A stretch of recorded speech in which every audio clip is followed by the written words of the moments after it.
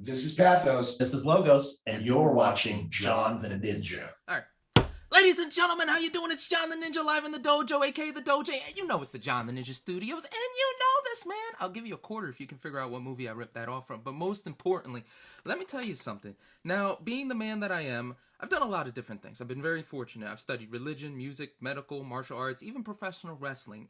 But the only thing that's ever stumped me in my actual studies was philosophy.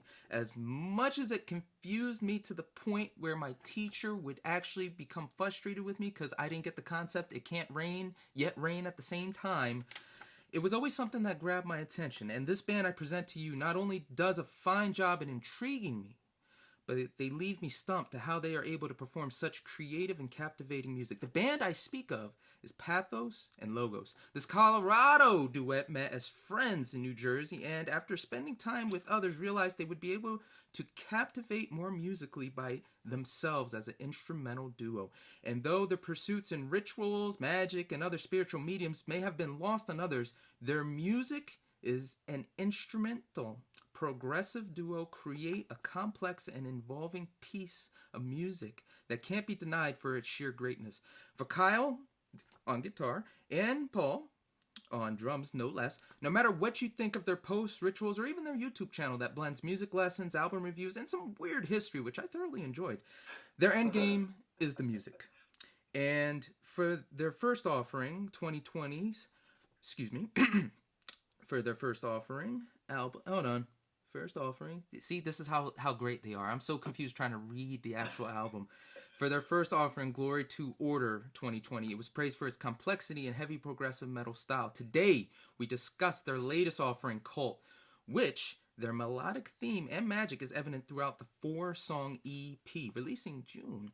This band has many, many good things coming for them, and my favorite thing is they are coming to my original hometown. See, this is how great they are. I'm so confused and perplexed.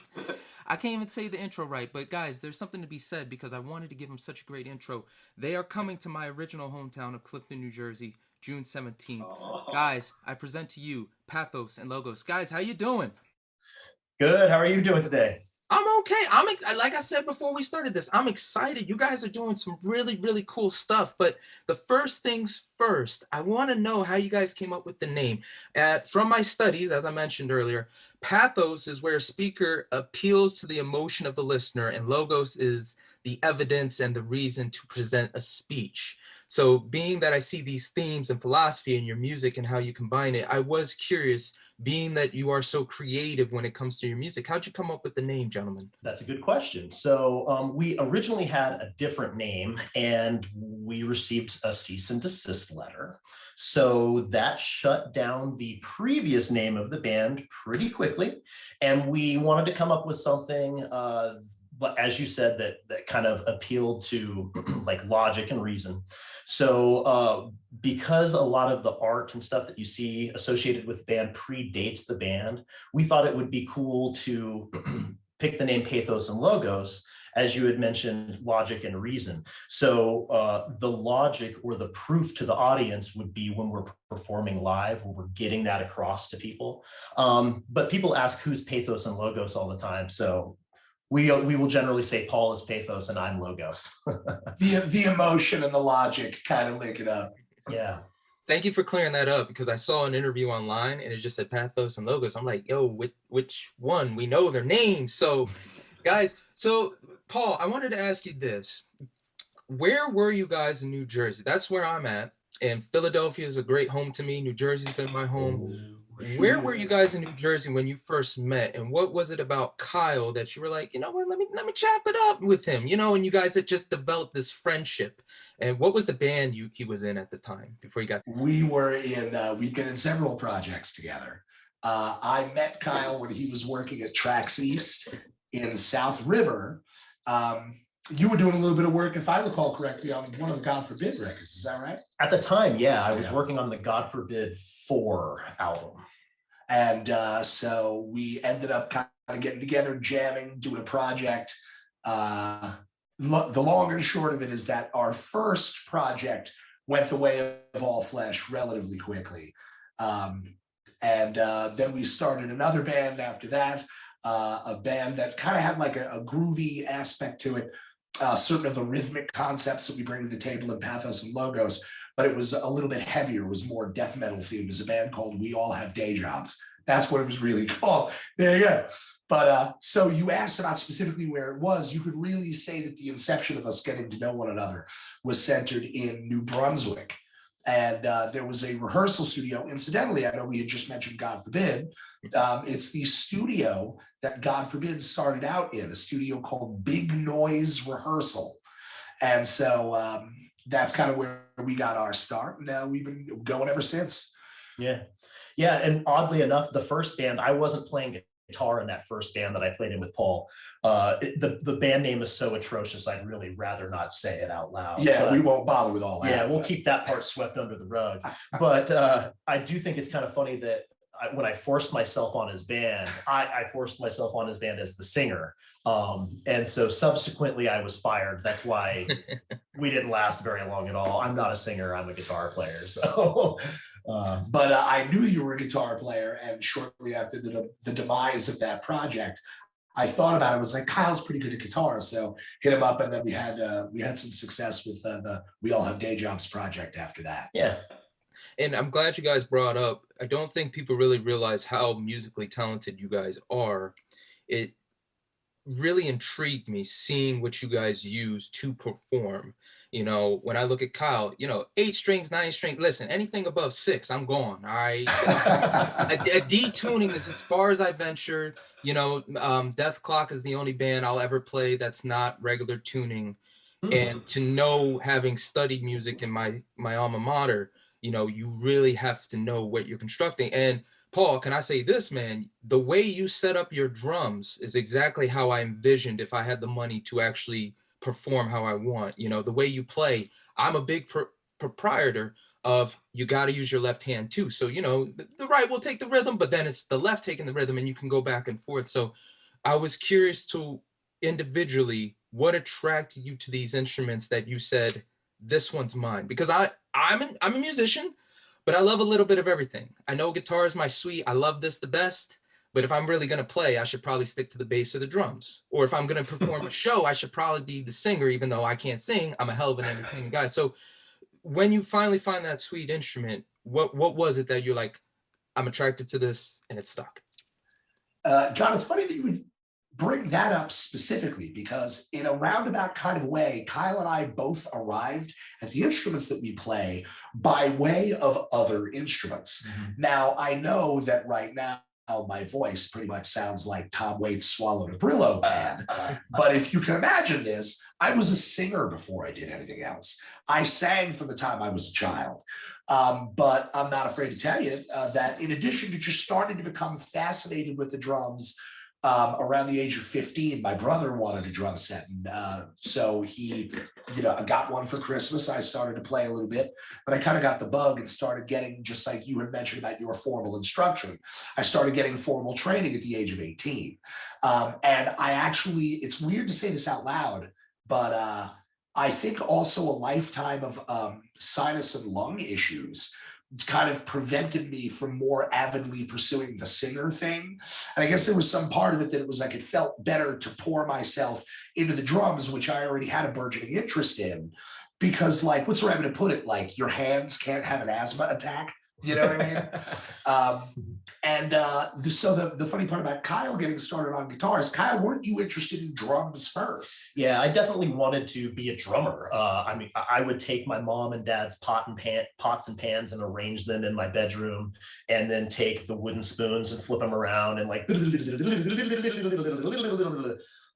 just incessantly, and it drove my mom nuts.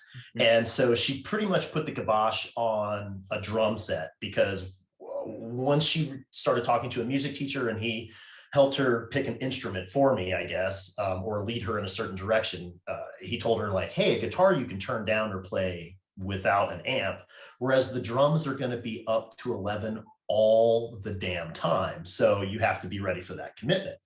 She was not ready for that commitment, so I got a guitar, man. Like that's how it ended up going down. But I think because of that, it plays into my playing style on guitar, because I've always been much more of a rhythmic and percussive player, and just transposing that to the guitar. It's not until recently that I even started taking solos or leads. I've always been a pretty steadfast, and if I can admit it, like a very good rhythm player. Best rhythm guitar player I've ever played with, Matt. However, it's been just these last couple of years that I started taking, since we stripped down to just a 2-piece, that's when I started taking leads and solos and stuff like that. So it's changed for me for a lot. So Kyle, we're gonna get to the parts I really want to for the new album, but you saying that, I have run into situations where I would try out for a band. A great band I tried out for was Midnight Hellion, and we know those tried guys. out for Midnight Oh, Hellion? you know them. We know Oh those my dudes. God. I I taught your guys. guitar player Charles from Midnight Hellion is my dude. Yo, he like hangs out at my dad's house like every day. Oh, yo, that's great. Yo, so it had to been like 2017, 2018, back to the wrestling. You know, I'm trying to find my way. So they had an ad out. I applied for it, and they sent me the music. I talked to Drew, and my dumbass, because this is the first band I ever tried out for, I read it with my own thinking, and that was wrong. I should have learned everything they wrote and gave to me. But the way I translated the message was, we're looking for a rhythm guitarist, somebody that can back up our lead.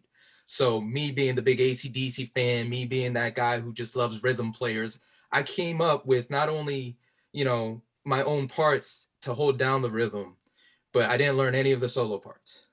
So I walk in there, I'm nervous, I don't know what I'm doing, and I think the first song I wasn't good on, but after we got the first one on, the one I thought I would shit the bed on, I killed it. And then No shit. at least for me, I killed it. And then after that, because they literally had him stay in the other room, and it was just me playing guitar with him. I was like, I was not ready for this, and I am so sorry. I thought we would be playing, and I was gonna play the rhythm. I didn't know I'd be playing his part by myself. And they were looking for somebody to do both. So that was on me. I apologize. But man, those guys were sweet. I think we played a Motorhead tune, and then we played like the Hellion. Oh my God. I just love those guys. I love those guys. Fever to this day is my favorite song by them, and I still play it in my room every now and again. Yeah, you do. Right on. Yeah. We're I mean, so because we met in Jersey, we have those Jersey connections still, those Jersey roots, I guess. Didn't they just announce a really good tour that they're going on? Yo, matter of fact, John, it's crazy that you should bring up Midnight Hellion of all bands, dude. You may or may not have heard their action. Now here I am, watch me. He's talking about how he didn't get the gig, and I'm like, they're going on tour with Anvil. Like, fun fact, I'm interviewing Lips tomorrow for that show because it's in my home city. So I got a story with Lips too, man. I was supposed to interview him years ago, but let's get back to y'all, because now we're detracting. I remember when I was first put in a position where I had to actually start to learn the solo, and it wasn't, hey, this is something I've been playing for years, like a Maiden tune or something I've heard so many times I can just guess it. How did it feel? What was your approach to, I am now becoming a musician that has to branch out? The first time I wrote a solo, I was dealing with a girl in college that, John, what are you doing? You're out of key. Mm-hmm. Why did you bend here? What is your decision? I was used to just play whatever and it sounds cool. Now she wants me to construct it. So the way you guys are, you're very constructed, very thoughtful. Was it difficult to start that process, or did you just fall into it smoothly and realize, oh my God, I have a talent for this? I mean, I'd be lying to you if I told you it was easy. I'm definitely not a savant when it comes to anything. So for me, it's one of those things where you get in the woodshed and start whittling wood, man. You know, like sit down with the instrument. If it's time to start learning leads and solos, okay, here we go. 8 hours a day, whatever we need to do. Now, in regards to that kind of style, you may notice that we're not shredding at 300 BPM on the guitar. We made a conscious decision at the beginning, because we do not have a singer, that there would be flashes of impressive, guitar lead runs and stuff like that to catch people's attention. But since we're missing the vocal lines, we wanted the guitar leads and solos to sound as much like a vocal melody as possible. And because of that, we meter out the solos and the leads a lot. Every single note is planned. Every single note is practiced. We do improvise a bit when we're like laying it down and making sure it's what we like, but ultimately it's the same thing every time. And yeah, it certainly wasn't easy. I guess at this point it's become much more easier. I would say it's definitely gotten easier as time goes on. Yeah. There's also an interesting thing sort of that's, I mean, it seems like it's atypical to me, in as much as, I mean, historically, I think with hard rock and metal acts, you envision the guitar player getting up, soloing, and sort of improvising stuff, and the rhythm section, you know, kind of laying it down so they can be like in the ionosphere. So as Kyle said, we like to maintain, we kind of want the guitar to be the singer. And I have a jazz background. So at the same time that we're playing, you know, the sort of the really heavy, chunky stuff, I actually, as the drummer, spend a significant amount of time soloing over the course of the set. And I can say unflinchingly that there are, although when it comes to anything really heavy or locked in, when we're playing those kind of chunky rhythm sections, what Kyle and I, because of a story that we'll tell you some other time, we refer to, because they're done in the Meshuggah style. We figured out a proprietary system by which we can write Meshuggah style part. We don't really know how to play Meshuggah songs, but we figured out a system to generate parts that sound like that. We call them wisdom parts. So we just sort of refer to it as that. But if we're playing wisdom parts, those are performed the exact same way all the time, every time. But there are certain passages, you know, that maybe switches to clean guitar, or there's big washy chords instead of really tight picking.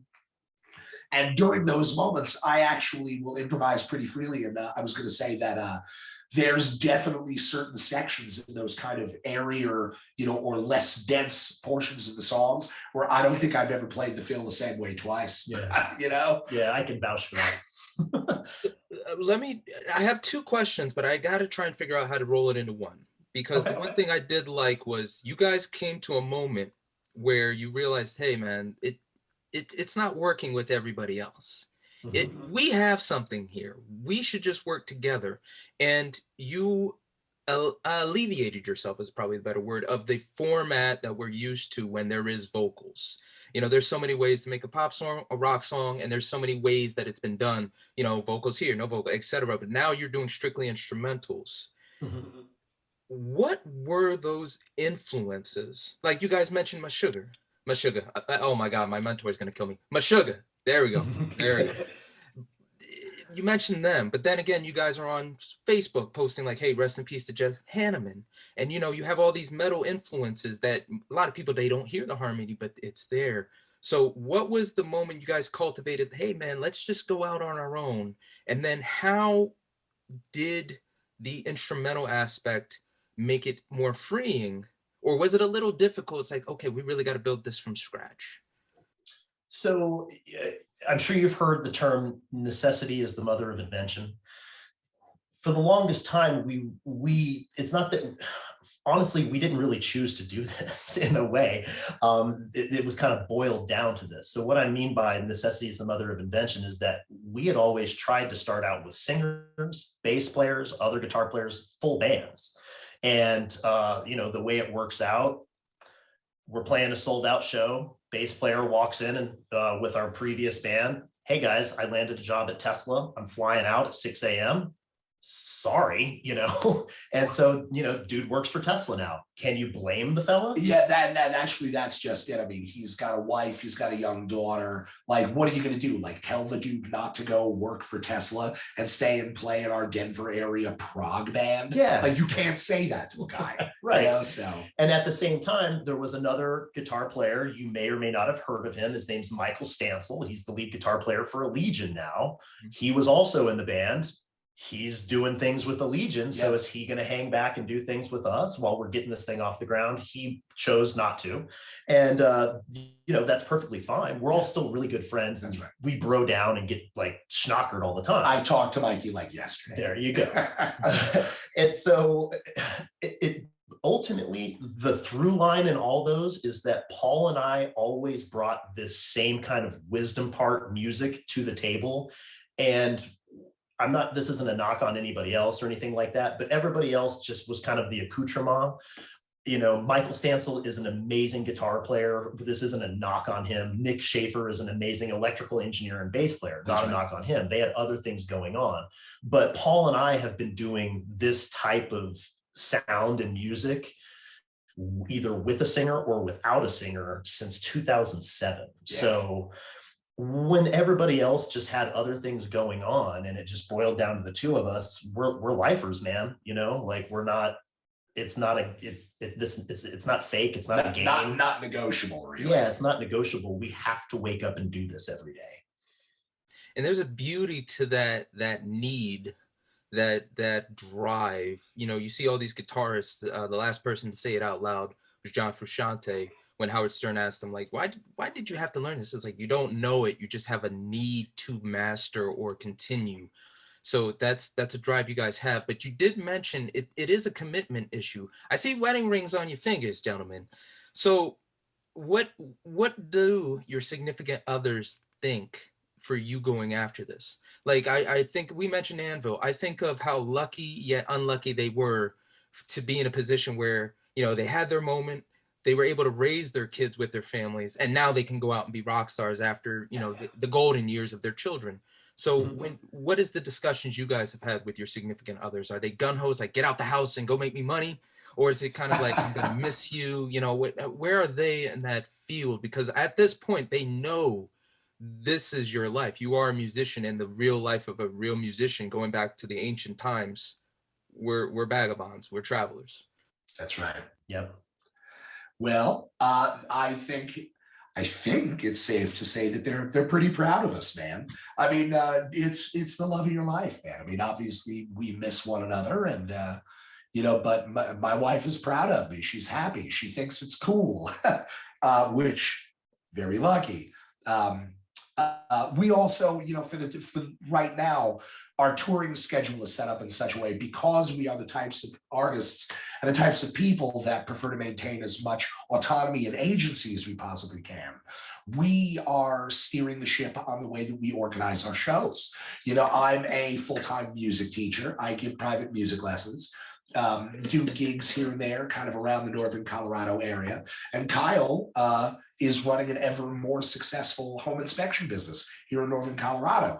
So there's responsibilities that we have, not just to our spouses, but to just the architecture of our lives, that we are, as time is going on, expanding the amount of time that we're going out for, and as the band becomes more prosperous and we're enjoying more success and more visibility, it's becoming easier and easier to go out for longer periods. But circling back to the thing about our wives, man, it's like we miss one another, but there's a sense of understanding, that it is an important thing, and that there is a kind of a moment that's happening that, if we're just dropping old timey phrases here, you could say, strike while the iron is hot, man. Got to get out there. Yeah, and I guess to piggyback on that, like, Paul and I ain't spring chickens. I don't know if you can tell, but we weren't just born yesterday. So our wives have seen us come up in the ranks. For what it's worth, I know the feedback that I've gotten from my wife, "What's up, baby? I love you." But the feedback that I've gotten from my wife is she likes to see that the spotlight has turned around a bit, because Paul and I have always been the kind of guys that were on the other side of the glass, so to speak. For me, literally, because I worked as a recording engineer, helping get other people's careers up and going, and Paul teaching people how to do awesome things and getting their careers up and going. We didn't have the shine on us for a long period of our careers. And so now to be in a position where that spotlight is directly on us, I think they both think it's pretty cool. Anybody would be lying if they told you that it doesn't put certain stresses on the relationship, but and it's, I think it ties into the reason that you cited just there, Kyle. I mean, the truth is we have been in the game for a while, and we're probably older than a lot of other people that are out doing what we're doing. And so you start to experience things that you've wanted for a very long time in your career. And at the same time that you're tremendously excited about that fact, you also find it somewhat, and I dare say surprisingly disarming, because it does necessitate kind of reshuffling things or trying to move things in and out of shape or different places in your schedule to make room, to try and give it the room that it needs to grow. And it takes a little bit more doing than you think that it might. So yeah, it's a juggling act, to be sure. But all that to say, we are an example that it can be done. That's right. I love the fact that your name is actually embodying the back and forth you guys have.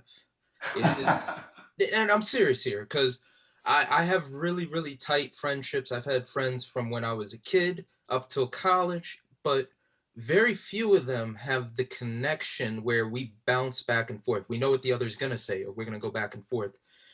What do you think, not even just musically, what is the biggest influence you guys have had on each other? Because I have to reiterate, I've seen a lot of good friendships. I've seen a lot of bad ones, but the back and forth, hell, you guys could say you hate each other. That's fine too.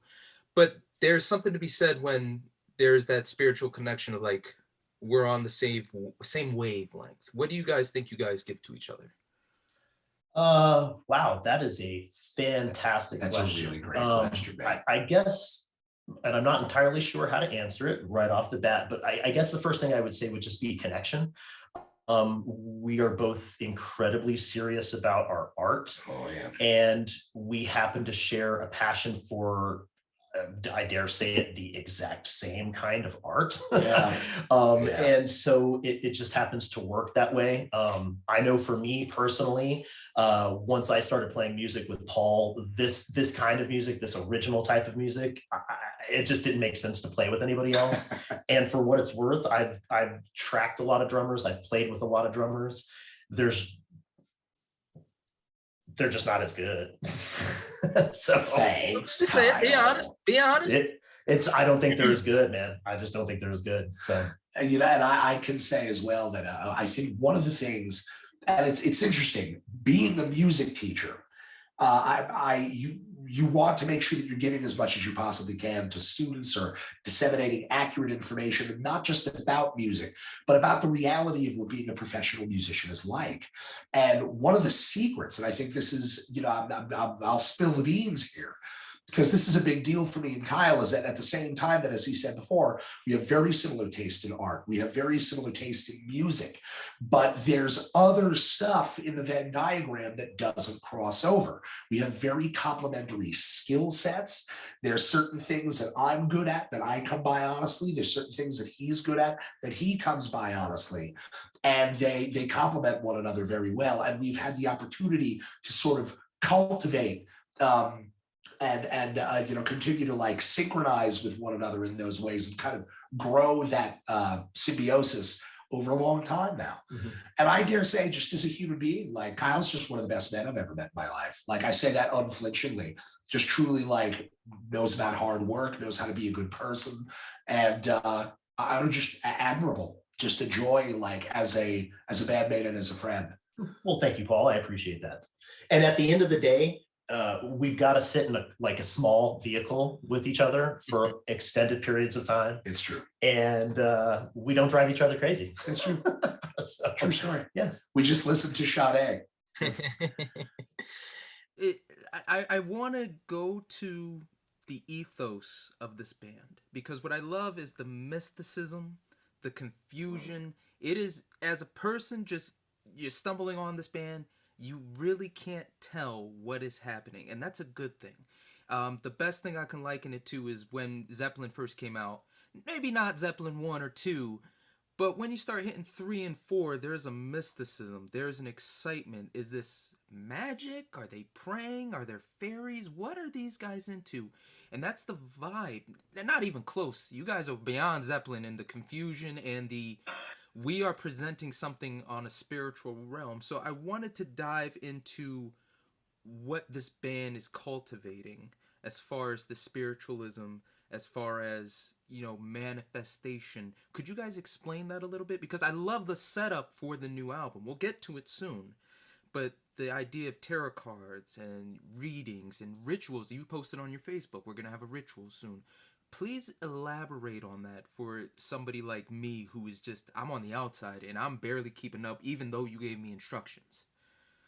Well, I'll field this one. Go for it. So Kyle had mentioned a little bit earlier that a lot of the things that we have incorporated into this band predate the band. Kyle and I, again, have played music. We've had a million conversations over a lot of years. And one of the things that we definitely have in common is the feeling that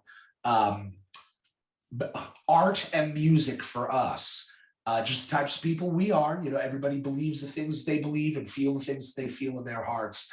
And we are the type of people that art and music, it truly is our religion, our philosophy, our sense of spirituality. And I feel like that is the way that a lot of artists and musicians feel, but there was just something that happened somewhere along the way that it didn't feel like enough to just feel that feeling. There started to emerge a need for iconography, for codes and rituals and rites, because it needed to be more real than just like, it needed to be externalized in some way. There you go. And so as I said before, there's people, we get asked sometimes, we have the language and the script, which is, it's real, it's pronounceable, but certain of the information that we put out on social media, for instance, is available, is translatable, and is for other people to consume, but some of it is not. It was devised before Pathos Logos came around, and really at the end of the day, it is a form of magic. I'm sure that it doesn't take long to figure out that it is a kind of an interweaving of different sigils and symbols, rhythms associated with those symbols and those ideas, so that if there is a sigil or there is an idea or a concept that we have vested with energy, we associate it with a particular rhythm, and then by using that rhythm in our music, we invest that creation with those intentions. A similar thing with the keys of the songs as well. Oh, yes, that's right. The keys as well. There's certain meanings associated with the keys. You had mentioned before about how everything is kind of worked out. Cult, the upcoming record, is definitely our deepest foray into organizing things on that level and trying to make sure that there is as much kind of conceptual strata happening at the same time as we can possibly create. And Kyle, I really want to ask you this, because one of the big questions when I was in school, we had to do a class on like I said, I'm a bad Christian, y'all, but there's this concept of the Holy Spirit. And my teacher was a phenomenal blues enthusiast. You name anybody in the blues world, he knew them, he loved them. And a concept that we're reaching on now is not so much possession, like a demon taking over and you have no feel, but this idea of, what you do is you, but the Holy Spirit gives you like an eccentric ability to captivate, to be able to do your job. So, when you're feeling the rhythm, and I sympathize when you see those guitarists making the faces and you feel it, you're just in the moment. When you're playing and when you've played these songs, especially off of Cult, everyone is releasing June 24th. Keep your ears open. Right.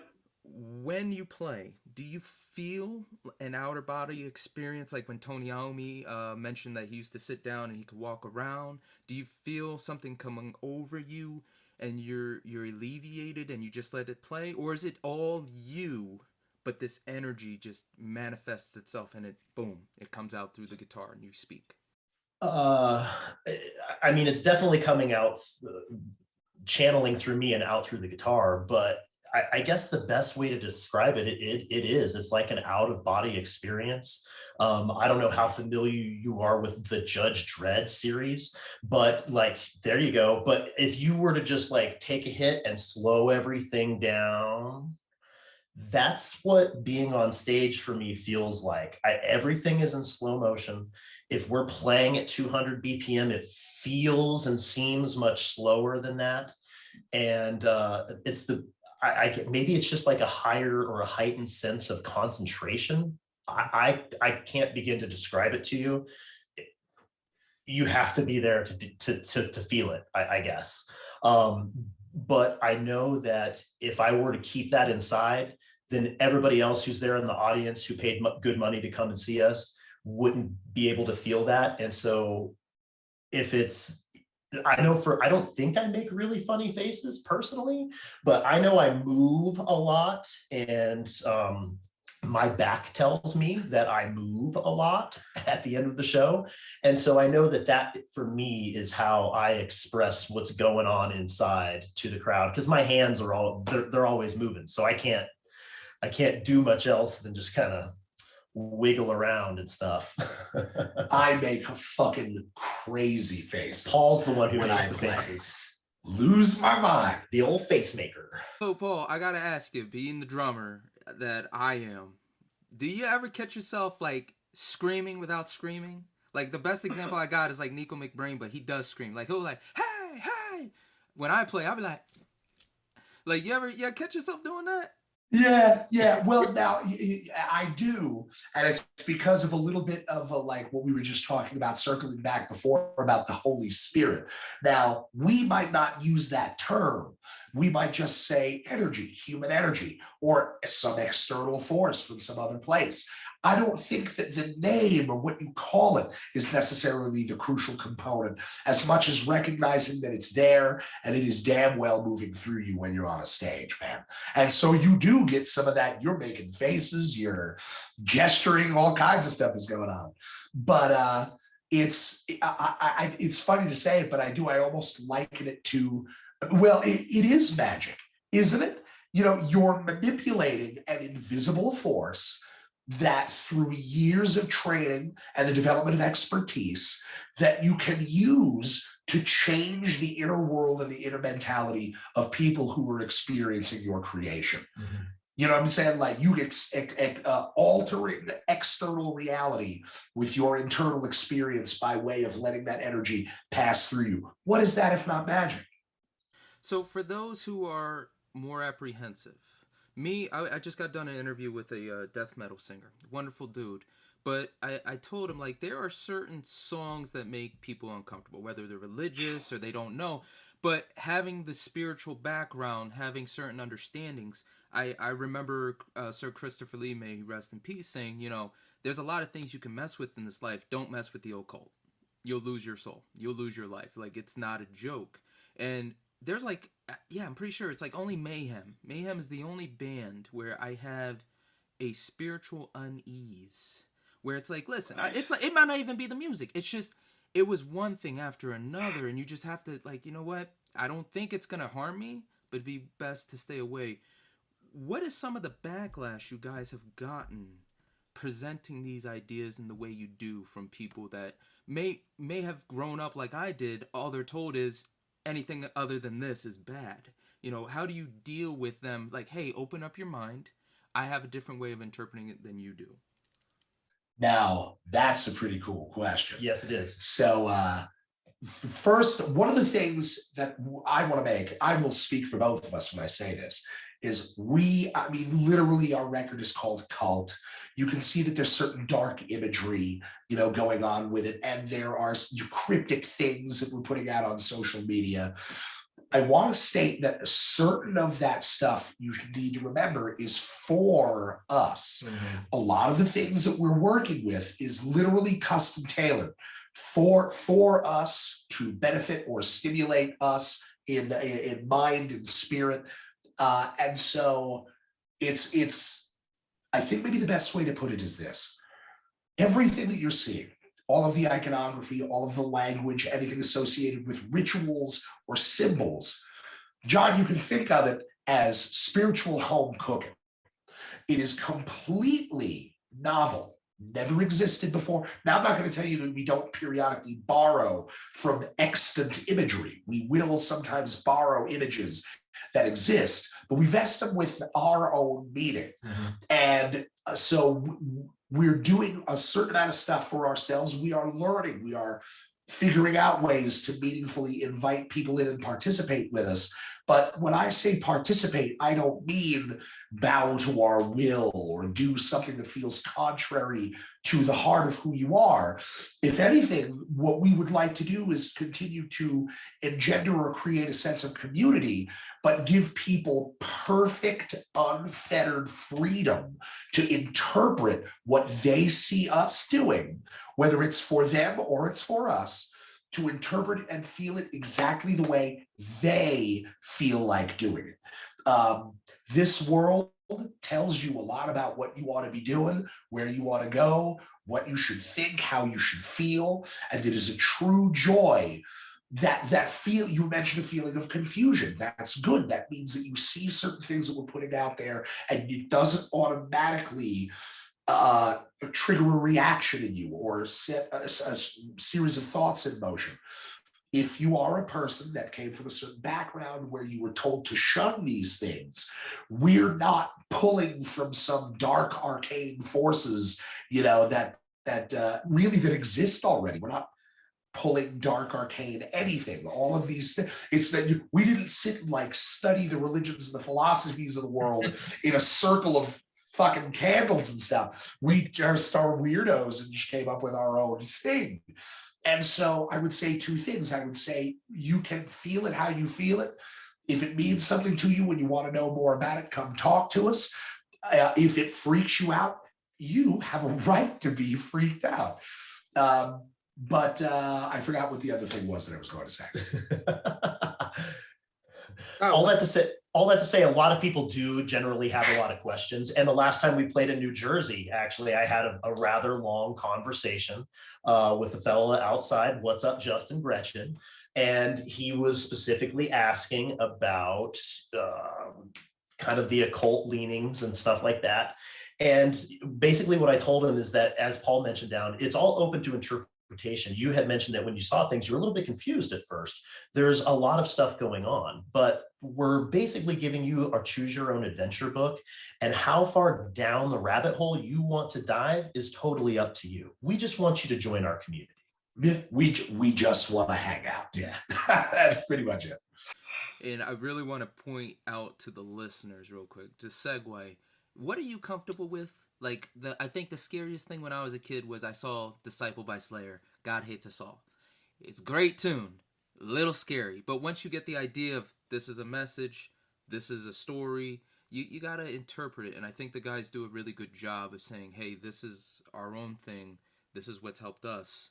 And if you're interested, come through. Don't automatically be like, cross and all that. Keep an open mind. You'll know what's for you and what's not. Let's go to Cult. Again, June 24th. My baby is gonna be coming out. Your cultivation, which you guys have been working on. I just want to go through the track listing. Bear with me. The first one's Initiation. You got Novitiate. Thank you. I can't read nor spell. Help me with this one, gentlemen. Regnum. And the last one, I believe, is that 4DEX? Was it spelled the Roman numeral way? I see exactly why you would think that. That is I, and the V represents a U. It's supposed to be the Latin word Ivdex, meaning judge. Okay. So I love how you incorporated the Latin. That's great. I really enjoyed that. You guys have written over 100 songs together. And being that we've already gone through, everything's written out, everything's been planned, etc. Why just 4 songs for this EP? Because it does hold up. It is something that is a force. You listen to it, you don't realize, like, damn, that was only 4 songs. It smoothly layers into one, into the other.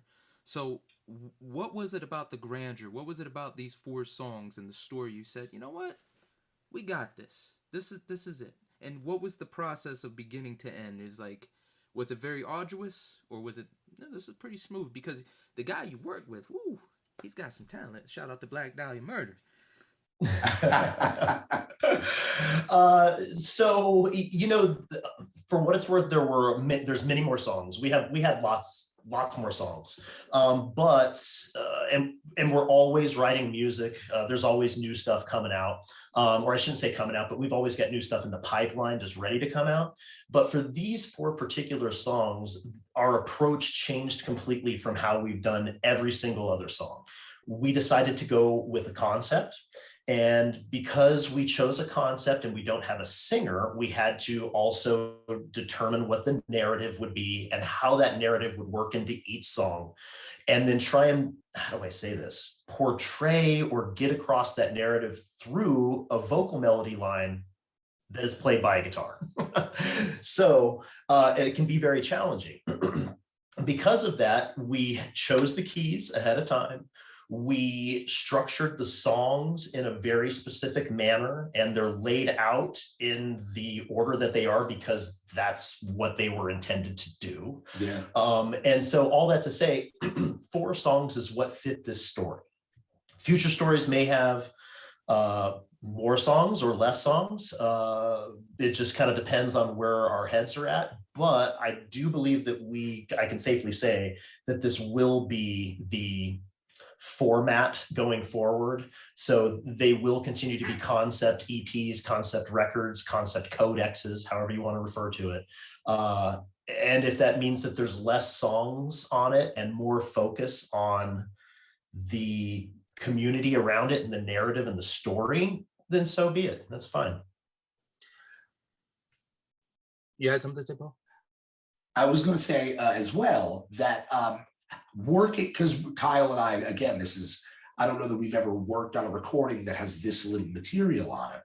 And I have to say that quite by accident, it also worked well in a lot of the same ways that being just a duo works well, for the purpose of getting things done in a way that is organized and expedient. Certain of the stuff associated, I mean, like, obviously we followed our intuition. We knew that we wanted to do this 4-song recording just the same way that we knew we wanted to be a duo. But we were able to, in light of the fact that we created an album format, which we call a Codex. That's right. It really, in retrospect, shaved off a lot of the time that it probably would have taken to produce something comparable to this if it had been like a full-length recording. The 4 songs, as fate would have it, we were touring on them for a year after they were like recorded, mixed, kind of, just sharpening them up and almost vetting them in a certain way. And so, yeah. So let's roll it back. Let's tell the people what you guys actually have. When he refers to this Codex, it's in regards to like the tarot card packaging, or the Codex, as they are saying. They commented, they devised this for several reasons. People using their, the phones, their tablets, music's consumed in so many formats that this was, I lied to you not, this was a really damn good idea. Having the songs come out on these cards and then having the package together. What was it that you guys wanted to start with key-wise? Because the thing, I keep on going back to this in my head. I love how you guys are playing. There's moments in the songs where you guys are playing different times. And then you'll jump right back, and then one's going to be on another and one's going to pop off. But that has a lot to do with the key and the timing and etc. So if we were to ask you broadly, what is the key structure song by song? Would it be one whole key, or did you guys jump around the keys? Because that's a lot. That's a lot of movement.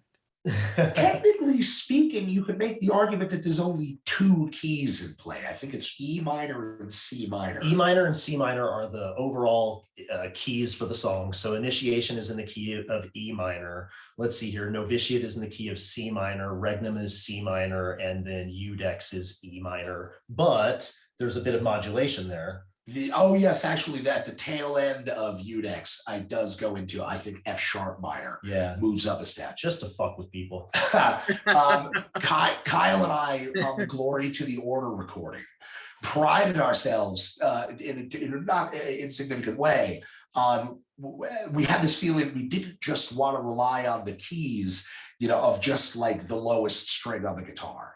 There's a song in the key of F minor on Glory to the Order. You've got songs in the key of D minor. There's, I think B flat makes an appearance somewhere. Trying to, because like I said, having a jazz background, having some training, wanted to sort of, expand the, as you said, the key thing.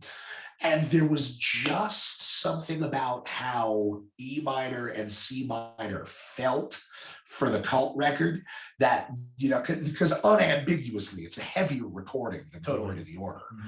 And though that just was what we arrived at for, this is going to hit like a ton of bricks, My favorite, because you got so many great sounds out of this. I feel like I'm a repeating fan. Like, you're gonna see so many of these guys. It's like, oh my god, I love everything. Help me with the word again. It was Regnum. Regnum. That intro, that piercing, really clean harmony. Walk me through how that was created. Who came up with it? And was that the first part of that song where you were like, oh, we got to build something around this? Or did that come later? Because that's one of those sounds that gets stuck in your head, and that physical need to play it, which I actually learned how to play. It was pretty sweet. Oh, that's cool, dude. It comes out. So walk me through the creation of that song. That would probably be my most listened to and favorite off the record. Okay, cool. So thank you very much. I appreciate that. Thank you, man. So Regnum is definitely one of our favorite songs as well. That little intro lick, which happens, that's the theme of the song. And it ties in to the other songs as well, because we wanted to have a similar theme that ran through all the songs, since it is a concept album. But that's just a little C minor run. Paul actually wrote that part initially. And there was a little bit of like tweaking to it when we got to recording it, just to kind of make it more for like a playable for a guitar player, as opposed to like a drummer had written it. And so that really, it's essentially the exact same thing that you hear now, except I just added a little bit more vibrato and a couple slides to it. But other than that, it's basically the same thing. Could you explain that a little bit much more, sorry, because the only band I can really tell the crowd of what you just explained was Queen. If you listen to all the Queen hits, everybody has their own hit, but it comes from a certain instrument. You can tell the John Deacon tunes because they were the ones that were the biggest hits. You can tell the Freddie, oh, that's piano bass. You can tell Brian, that's real rock. Brian starts it from the drums like Radio Gaga. So how did Paul write it? You told me what added, but what was there? You were like, you know what, I gotta add it. Was it just very staccato, like or? I remember exactly how it went. So currently it goes da na na na na na na ba na na na na na na na na na na na, and originally it just went da da da da da da da da da da da da da da.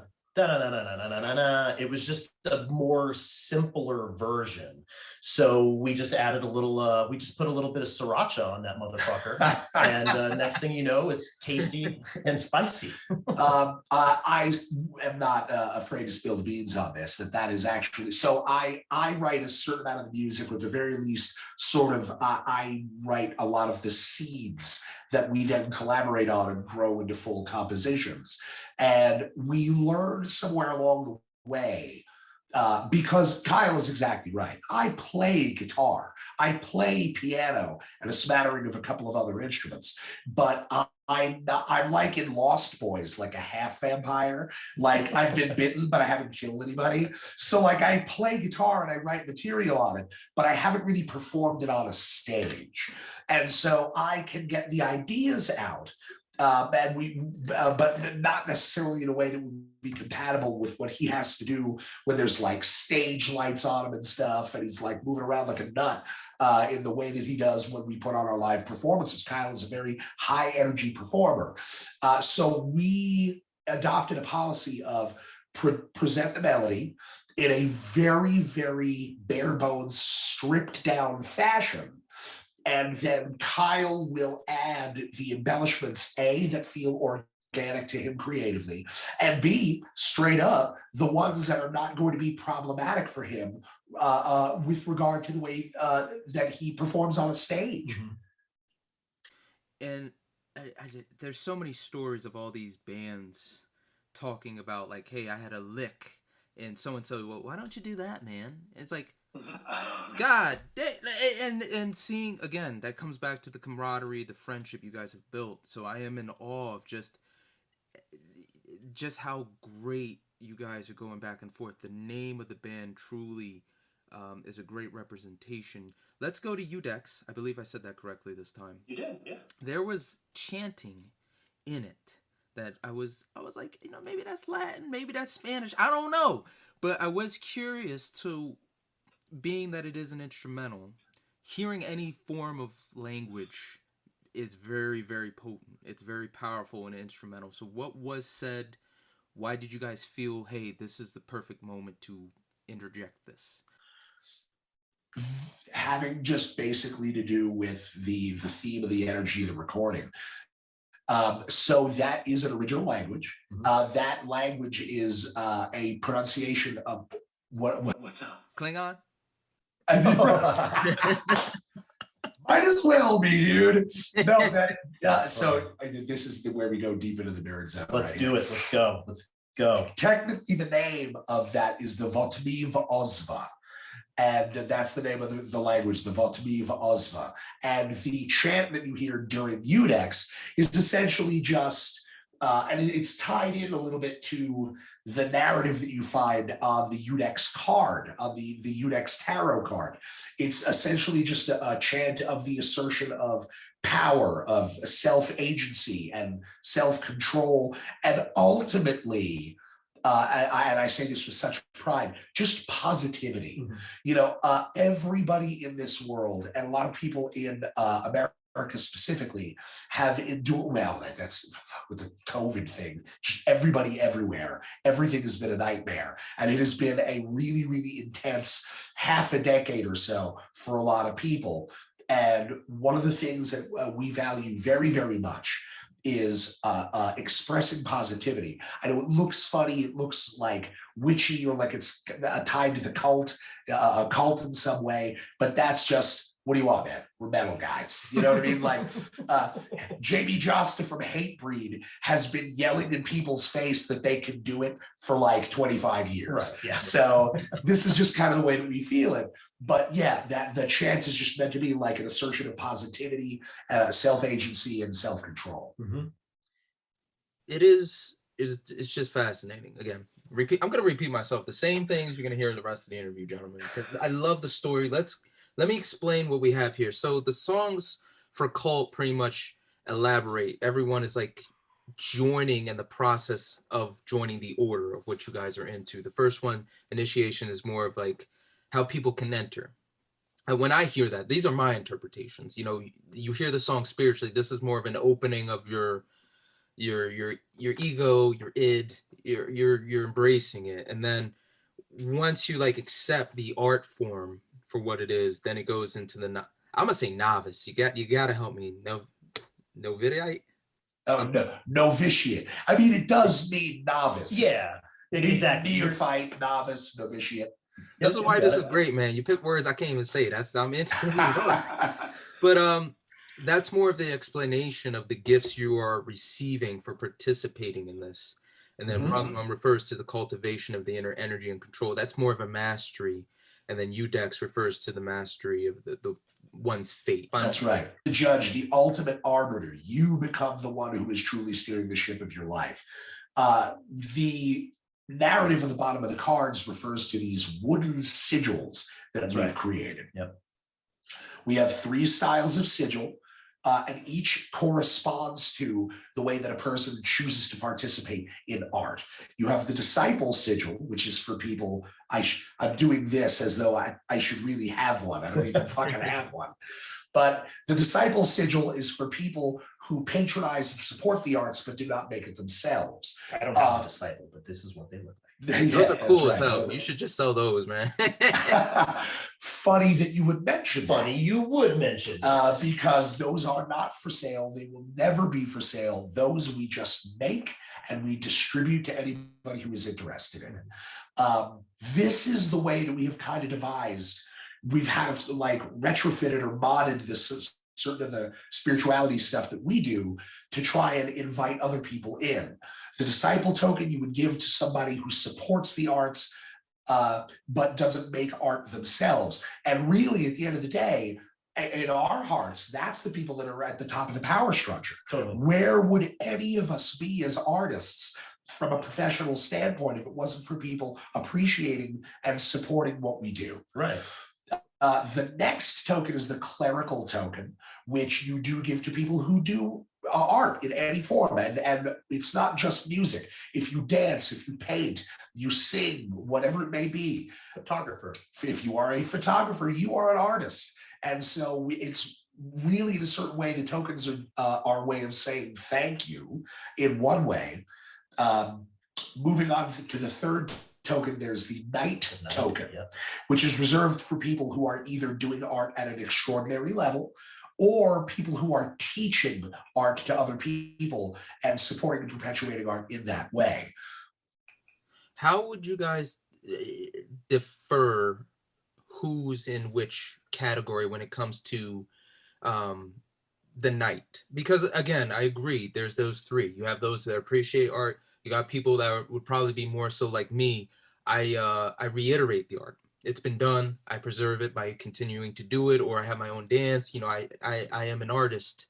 But then you have your spectacular, your Beethovens, your Randy Rose. You know, you have your Jackal Pastoriuses. You have Michael Jacksons. You have these guys that elevate.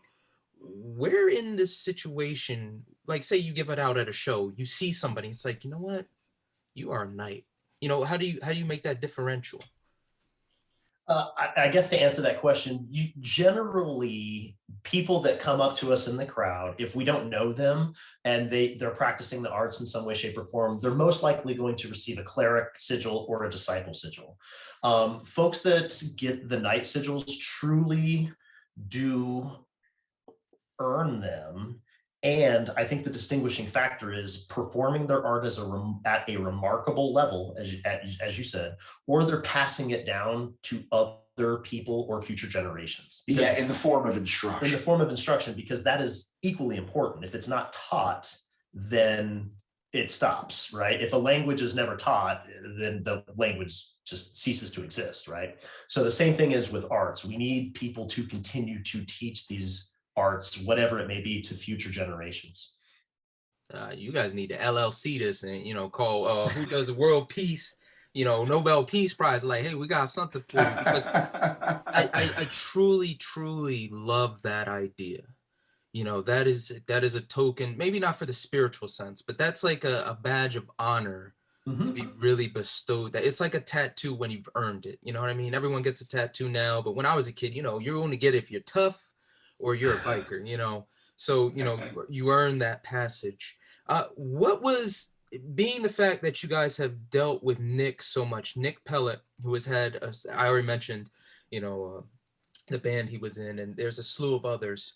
What was his stance working with you guys? Did he even get interested in this particular entering of the spiritual, or he just came in and was like, all right guys, let's do these takes, hey, it's good seeing you, want a beer, all right, do that again?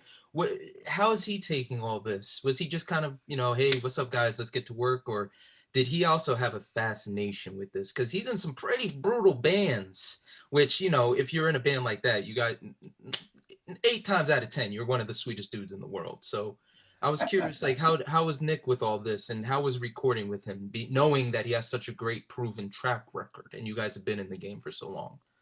So are we talking about Nick Bell? Nick Bell. Oh, yeah, gotcha. Okay. So, I mean, we've known Nick for quite a while now. Geez, I'm trying to even... I mean, it could be 10 years. Yeah, it's been a long time. And I guess that relationship was forged when I had moved back to Colorado from New Jersey, and was looking for a legit place to record. And I think he knew who I was, and I knew who he was. And so he was one of the only people that would be willing to let me use his studio. And Cat's got killer gear, man. You know, so yeah, so that's kind of how that relationship developed. And we've just always, I guess, on the business side of things, we've always been on the up and up. What do they say? Real recognizes real. As the saying goes. Yeah. Speaking to the idea of whether or not he wanted to participate in kind of this aspect of what we do, Nick has never really shown any kind of pointed interest in it. And if anything, circling back to certain of the earlier points that we were making, that's not just fine. That's great. The stuff that we do, we hope that it is inspiring. We hope that it is interesting. If you are curious about it, again, come talk to us about it. But there is no sense of pressure or obligation to participate or to be interested in it in any capacity at all. So he's pretty much a straight shooter, man. He's just a good buddy of ours, great recording engineer, not so much into the witchy stuff. But it is a testament to just speak with, you know, other musicians that get it. You know what I mean? That's right. Let's move away from the music. Let's go to the YouTube channel, because I have every bit of respect and love for what you guys are doing. You have segments where you guys legitimately talk about, this is our gear. Bro, Kyle, I never would have thought of keeping the length from the strings from the fretboard ever. Plug me in, let's go, screw whatever. Excuse me, guys, the excitement. What is the concept of the channel? Because again, you had album reviews of some really great albums that I myself listened to, and I'm like, damn, you know, he's not wrong. I was thinking the same thing. And it's like every video is 2 minutes, but within that 2 minutes, it's like an old school pop song. You get the point across, it kicks ass, and you want more. So where are you guys going with YouTube? What was the initial concept? Walk me through that. You know, I think that is actually a really funny story, and thank you for asking. So to kind of give you a little bit of a preface to that. So Paul and I, we spend a lot of time out on the road. And what I mean by that is we're not necessarily like ticking like, you know, 300 dates a year, but it's just the two of us. And unless tour manager supreme, Justin Bickford, is with us, we do all the driving ourselves. So we will oftentimes wrap up a tour segment or a series of shows and then not go to sleep after the show and just drive straight home. Yeah, buddy. All that being said, after a couple hours, you start getting kind of punchy and weird, and you have all these crazy ideas. So that's exactly how that whole thing came up. I was like, hey, man, what if we started our own sound check segment and we did things like a late night talk show, you know, where we do these things every day or whatever. And I'm just sitting next to him, fucked up. Just, that's great. That's great, man. That's great. That's like, awesome. It's amazing. And you know, so as we like, you know, sillily kind of figured it out or talked through it, we shot a couple just like random ones right then and there and laughed our everlasting dicks off and just decided that we would roll with it. So we came up, I think initially we came up with maybe like 3 or 4 segments that we would do. One of them would be music tips, which, as you mentioned, kind of dives into how we set up our gear for, I don't know, for all intents and purposes, and make it sound the way it does. We also review albums that kind of changed our lives and were big when we were younger. We talk about classic horror movies, basically just things that we're into that, as we mentioned earlier with the Codex, we want to build the community, right? So we have people come up to the shows now that maybe don't even listen to the music. They just come out and start quoting lines from the sound check segments. Yo, and John, I'm here to tell you, dude, that's the wildest shit of it all. That is pretty crazy. Is that we were in Missoula, Montana 2 weekends ago, and there was a dude that came up and started quoting a bunch of stuff from this. And again, circling back to what Kyle was talking about before, this is when we're like half dead driving back from some gig, trying not to broadside a deer, like fucking all fucked up. And then all of a sudden something born of a state of mind like that. And there's a fella that comes up to us and he knows all the words to the sound check videos. Yeah. So wild, dude. For what it's worth, dude, that's how most of these silly ideas that we have are born. Sleep deprivation. Sleep deprivation is very, very pretty much the name of the game. It's the name of the game. It's not overrated, kids. Oh, you come up with some stuff. My buddies, I can't mention names, but I ran cross country, and oh my God, there would be such long drives, and we would get into like the dumbest, like what you understand. You come up with hell yeah. So oh my God, that reminds. So unbeknownst to one of our coaches, we had a trip to Ohio, and this was my favorite. You know, when you're dealing with people, you never really get to see the real them. I got to see the real coaches. It was phenomenal. So most of the team went on a trip to a pretty much an amusement park. I was the only guy that stayed. Me and a bunch of girls. Nothing happened. God's plan. Whatever. I let it go. So, you know, the two coaches are like, "Yo, John, you know, we're watching the game. You want to come through?" I was like, "Yeah, why not? I'm trying to do homework. Screw it. I'm not gonna hang out with the girls." Anyway, so we go and they start talking like normal dudes, and I'm like, can't say what was said, but it was some of the funniest, craziest ideas, and some of it I've incorporated in my YouTube channel. So I understand that sleep deprivation and just, you know, kicking back with the guys. But no, guys, seriously, especially the music tips. I want to go back on that. That was one, like as a drummer, the idea of it, you know, two pedals kind of is like, you know, can I do it with one? Can I try it with one? But seeing the way you broke it down, Paul, with your rig, you know, it's like, okay, that makes sense. I could see how you can get comfortable doing that. You know, I'm very like, try and Nico McBrain it, John Bottom it, go one, see if you can get the Alex Van Halen Hot for Teacher sound. But then again, Kyle, you're making me expand my thinking. Like, you know what? The only thing as far as tinkering a guitar is switching the knobs. There's a whole lot more to really pay attention to if you want to create your sound. So with that, what are your hopes now that the pandemic is, you know, coming to a close to a certain degree? Where would you guys like to see the band go? Are you more interested in, hey, we want to tour full time? Or are you comfortable with the lives that you built and you just want to continue to create, cultivate the community and keep going? What are the future goals for Pathos and Logos? I mean, the goals are definitely to, you know, keep this thing going and make it as big as possible. As far as expanding touring, you know, that is always an option.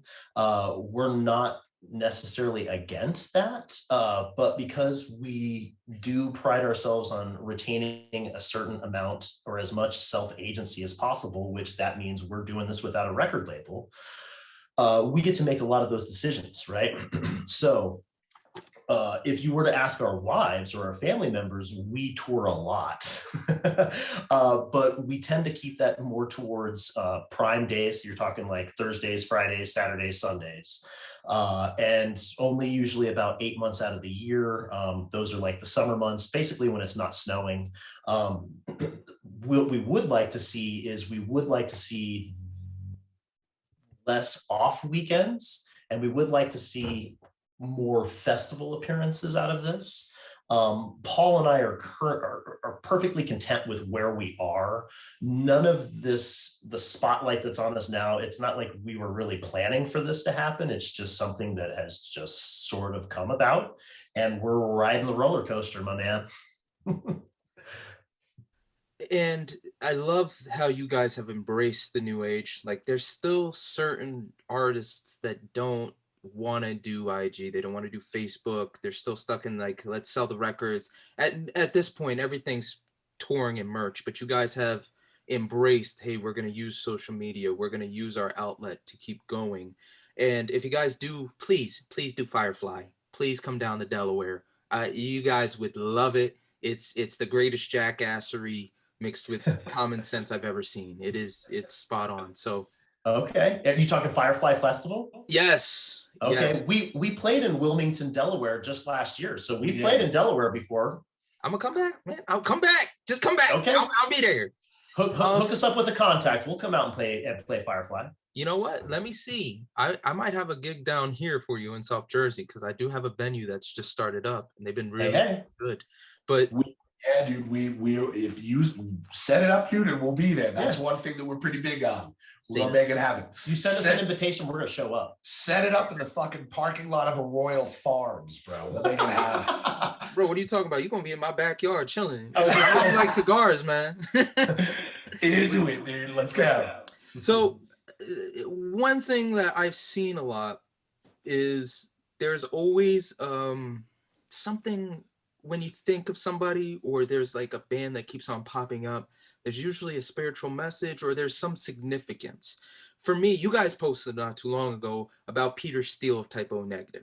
Yes, sir. I don't know what it is about that guy, even though may he rest in peace.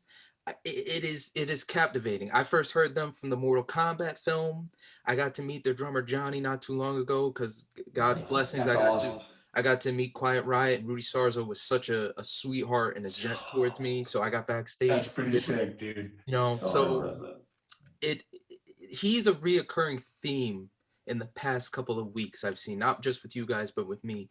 What is a concept or a theme, a band that just, it keeps on popping up and it's kind of a guide of like, okay, this is where I'm heading. I'm thinking Peter Steele. I'm like, you know what, growing up, you know, Christian girl, you know, wasn't the best song to be listening to, but it's more of this, it's more of a realization of like, yes, you know, for me at least, there is a God, but he's giving me this free will, and that is a very high power. So what is a band or a concept or anything that you guys are seeing together that is like, hey, there's hope for our band to really make this something special? That's a good question. That's a really good, a band that we would look to that gives us a sense of hope or confidence about the future of our own project. We're so used to just talking about the thrash bands that we like. I guess so. I mean, for me personally, Pantera, even though they're not around anymore, you know, Vinny and Dimebag have passed. Last time we were in Arlington, we did take a trip by their grave sites, and we did drop night sigils there for them. There are 2 night sigils by their headstones, as a matter of fact. Yeah, that's true. So I know for me, Pantera is a band that, you know, if you want to talk about spirituality, I would love to attain that kind of you know, respect. For me personally, that band hits close to home. I've only taken guitar lessons for a period of time from one person in my life. His name was Peter Michaels, and Peter Michaels was murdered when I was younger. And after that happened, I didn't take guitar lessons from anybody else because I didn't want to water down what he had taught me in the event that I would make it at some point in time and I could tell people that I learned from Peter Michaels. But once he passed, I got the Pantera guitar anthology and learned all of the Pantera songs. So for me, I know Pantera personally hits really hard. It's you know, I regret to say it's trying to stay as central to the concept as I can of what you were just proposing about what artist can I look to right now and say that gives me hope for the future of my own project. I guess I don't exactly have an answer. I know that Kyle and I are trying to maintain an awareness of like the social media phenomenon. We're trying to stay on top of all of that stuff, wanting to participate in that world, recognizing that that world is such a big thing for the way that people communicate. But I guess I don't have an answer about who would be sort of like a guiding light or a North Star, if you will. I'll tell you who it is. It's you, man. You're your own cultivation. You see it. But no, you know what? Because the way, Kyle, especially the way you presented it, Maiden, they have such a hold on me. Like AC/DC is number one. They got me into this. I went down the rabbit hole with AC/DC and Sabbath, and then, you know, everybody else in that genre of metal and rock and hip hop. Shout out to Dr. Dre and Eminem. Yes, sir. But something about Maiden is so ingrained in me, and they're them, Metallica and AC/DC. I hate to say it, it's a race thing. They're the only bands consistently where I will go to a show and I'll see not just, one set of, hey, there's this particular ethnicity. No, it's everybody. And there's something in the music, everybody, we get it. And for some reason, Maiden gives me that, not just that sense of hope, but that drive. I tell you what, man, I had the best kiss of my life. I walked back to my car listening to Wicker Man. I was like, my time has come. Hey, years was waiting for that shit. Years. Damn, I wish it was long. I wish it went a little longer, but it is. I understand what you mean by that feeling, that gripping, stuck with.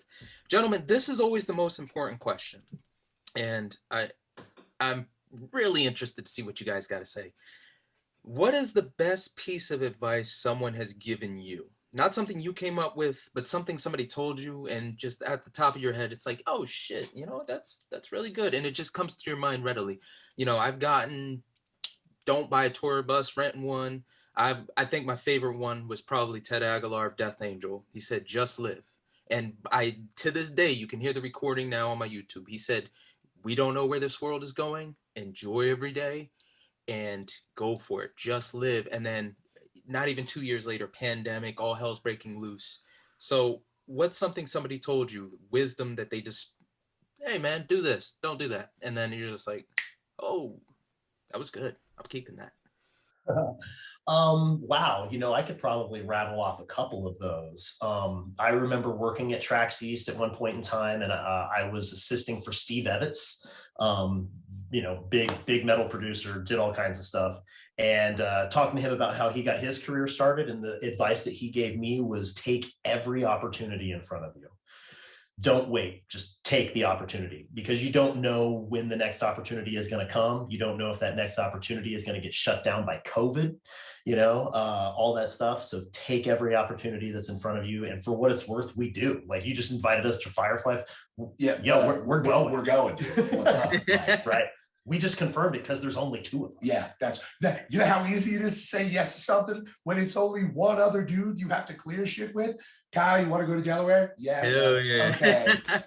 And to play into that, another piece of advice that was given to me by another producer, his name is Eric Rachel, who I worked for at Trax East for a long time, was the best plan is the plan that you do. And I know that's very vague, but what he means by that is action. As long as you take action, it doesn't matter really what plan you take, because you're always going to move forward further than the person who never had a plan and never did anything. So whatever the plan is, do it. Kyle, you have no idea how disarming it was to hear you use that quote. That was legit the quote that I was going to say. And so, like I'm a practicer, even at the time of my life that I'm in, the age that I'm at, I have been practicing recently upwards of 6, 7, 8, 9, sometimes 10 hours a day. And at the same time that I believe in devoting that kind of time to what it was not just your passion, but your work. There's really sort of no dividing line between your passion and your work. For me, putting that kind of time into it for the kind of excellence that it has the ability to breed, I know that it's also kind of a comfort zone for me.